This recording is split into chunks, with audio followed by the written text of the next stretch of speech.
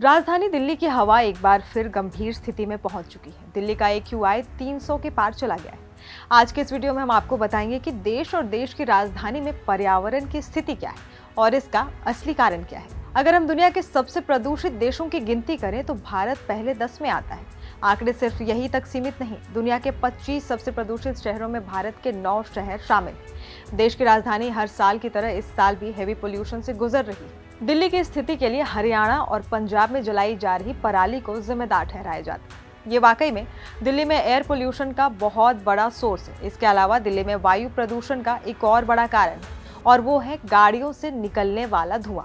ये दावा centre and science environment की 2022 की रिपोर्ट में किया गया था। इस रिपोर्ट में ये भी कहा गया था कि दिल्ली की 51% पोल्यूशन गाड़ियों से निकलने वाले धुएं के चलते होता है। कोविड के समय जब सड़कों पर गाड़ियों की रफ्तार थमी तो प्रदूषण का ग्राफ भी तेजी से नीचे आया। एक रिपोर्ट के मुताबिक लॉकडाउन के समय इंडियन शहरों में एयर पोल्यूशन 50% तक कम हो गया था। नॉइज पोल्यूशन की बात करें तो 2022 में यूनाइटेड नेशन के एनवायरनमेंट प्रोग्राम ने एक रिपोर्ट पेश की थी। इस रिपोर्ट में सबसे ज्यादा नॉइज पोल्यूशन वाले देशों के बारे में बताया गया था। इसमें बांग्लादेश की राजधानी ढाका पहले नंबर पे थी। दूसरे नंबर पर पाकिस्तान की राजधानी इस्लामाबाद। भारत की बात की जाए तो यूपी का मुरादाबाद नॉइज पोल्यूशन के मामले में दुनिया का तीसरा सबसे प्रदूषित शहर था।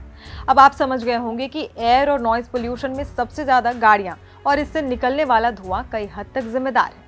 बढ़ते एयर पोल्यूशन के जिम्मेदार शहरों में तेजी से बढ़ती गाड़ियां हैं। नेशनल फैमिली हेल्थ सर्वे 2019 और 2021 के मुताबिक देश में इस समय 8% लोगों के पास गाड़ियां हैं और ये गाड़ियां सिर्फ 5 टाइम से इस्तेमाल की जाती हैं। बाकी 95 टाइम्स ये पार्किंग में खड़ी रहती हैं। अब जरा सोचिए कि जब देश में 50% लोगों के पास गाड़ियां हो जाएगी तो पोल्यूशन का स्तर कितना गंभीर होगा। भारत एक ऐसा देश है जहाँ लोग कार रखना इज्जत और सम्मान की बात समझते हैं। इसलिए ये कहना गलत नहीं होगा कि भविष्य में लोगों के पास कारों का परसेंटेज और भी बढ़ेगा। अब ऐसे में जाहिर है कि अगर लोगों के पास कारें बढ़ी तो रोड इंफ्रास्ट्रक्चर भी बिल्ड किया जाएगा।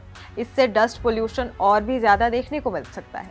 इसके अलावा रोड्स बनाने में वो कंक्रीट जमीन पर बिछाया जाएगा, उससे शहर का ड्रेनेज सिस्टम भी प्रभावित हो सकता है, क्योंकि जब भारी संख्या में कंक्रीट बिछाई जाएगी तो पानी को जमीन के अंदर जाने में काफी वक्त लगेगा। ऐसी देश दुनिया की तमाम खबरें देखने के लिए आप सब्सक्राइब करें दैनिक जागरण और फॉलो करें हमारे WhatsApp चैनल को।